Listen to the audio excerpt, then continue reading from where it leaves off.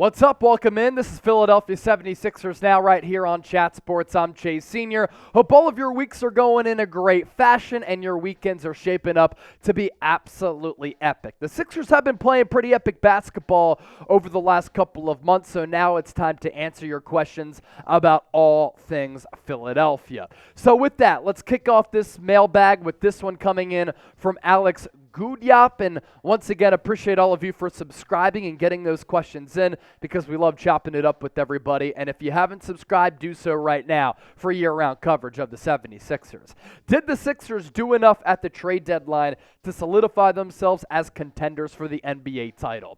I don't think that the Sixers are an NBA title team. I think that the Boston Celtics are a far better team than Philadelphia. Not only do they have more star power at positions that I believe matter more, which is at that wing spot with Jason Tatum as well as Jaylen Brown, I think that they have the coaching advantage and they have the mental advantage to take down a team like Philadelphia. Now, outside of Boston, not a lot of teams really surprise me or concern me all that much in the Eastern Conference. I would still love to see, and I've wanted to see this the last couple of years, a playoff series between a healthy Bucks team and a healthy Sixers team.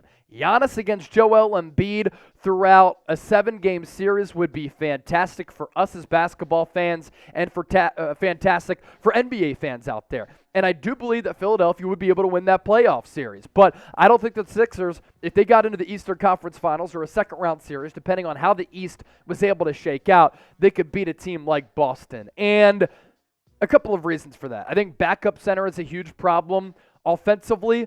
Can Joel Embiid and James Harden come up in big moments because throughout their respective playoff careers, they've come up small. And when the Sixers go up against a team that can lock down the 76ers offensively, do they have enough creators, ball handlers, and shooters to win a series like that? And while Matisse Thybulle got traded away because the Sixers wanted more versatility and a little bit more offense, if you take on a team like the Celtics, you're really going to miss Matisse Thybulle because he will not be there to guard a Jason Tatum or a Jaylen Brown. So that concerns me a little bit. And, of course, Matisse Thybulle off to a fantastic start with the Portland Trail Blazers because I think he's a really good fit. He can exhaust himself defensively and then offensively get a lot of open looks with playing with guys, like Damian Lillard. And the backup center spot, as I mentioned, I don't think that Dwayne Dedmon is going to cut it. So what do you think? Are the Sixers contenders or pretenders? C or P? Let me know down below. Mike Jonesy. What's up, Jonesy?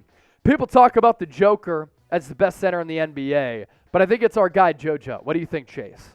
We have this debate a lot within the walls here at Chat Sports, and this is not me being biased because I grew up in Westchester, I went to Temple, and I've loved this basketball team ever since I can remember. Think about it this way. If you were to take the court to play some pickup, and you were picking your own team, and you had Joel Embiid and you had Nikola Jokic, who would you go with? I'm going Embiid all day because I believe he gives my team the best opportunity to win. He's more athletic. He's more gifted. He's a better defensive player. The only reason that people side with the Joker is because, in my opinion, they rely too heavily on analytics. They're way too nerdy about the game of basketball. He does do some special things. He's an all-time great player. Passing vision, rebounding, shooting. But everybody wants to make the argument, Embiid's never done anything in the playoffs. What has the Joker done that's been that impressive in the NBA playoffs? You know what I'm saying? So I'm going with the guy JoJo. Who's a better player? 21 for our beloved son, Joel Embiid. The process. 15 for the Joker. Let us know. And make sure you subscribe to the show. Therefore, you can be a part of our mailbags, and you can most importantly stay in the know with everything that's going down with this squad all throughout the calendar year. Now, I have a reason to believe that Joel for MVP might pick Embiid over the Joker as well, just based on that nickname here. But he also said this and asked this: how hot is Doc Rivers' seat if the Sixers don't make it past the second round again? I think he's going to get canned.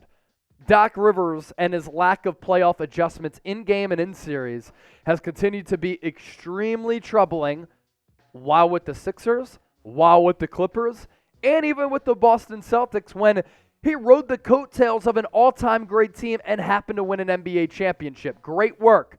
But Kevin Garnett, Ray Allen, Paul Pierce, that's an all-time great team. What he did with the Orlando Magic was really impressive. But what's been the common theme with Doc Rivers? Can't get past the second round. Cannot make the necessary adjustments, and he continues to get outcoached by some of the better coaches in the NBA. Last year, Eric Spoelstra. He's gotten outcoached by guys like Nick Nurse.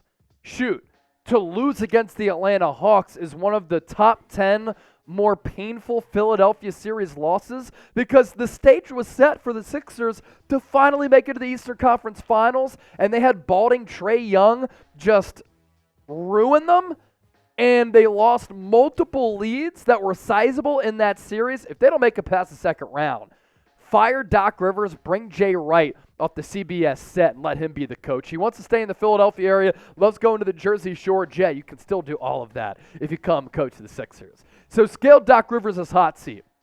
1, he's safe, all the way up to 10, he's burnt toast. Sound off with what you think down below. Next up, it's Grant Jackson. Will James Harden be a Sixer next year? There were lots of rumors about him going back to Houston, and there were, for sure.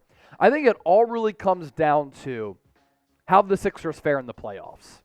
If the Sixers have another flame out and it gets ugly in the second round, I could see him leaving because that's 2 playoff years in which it hasn't worked out. And honestly, if that were to happen, it would open up a bunch of cap space for Philadelphia to maybe try to go get a player who might be better suited to play alongside Joel Embiid. Now, I am pretty pleased with how Embiid is aging right now as he's in his late 20s. You never know how quickly that can evaporate because of his size and his injury history.